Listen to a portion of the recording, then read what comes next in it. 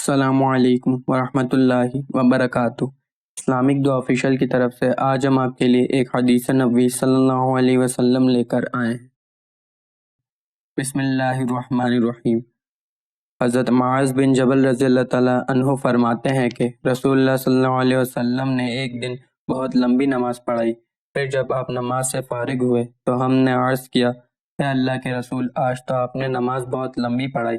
آپ صلی اللہ علیہ وسلم نے فرمایا، ہاں، آج میں نے رغبت اور خوف والی نماز ادا کی۔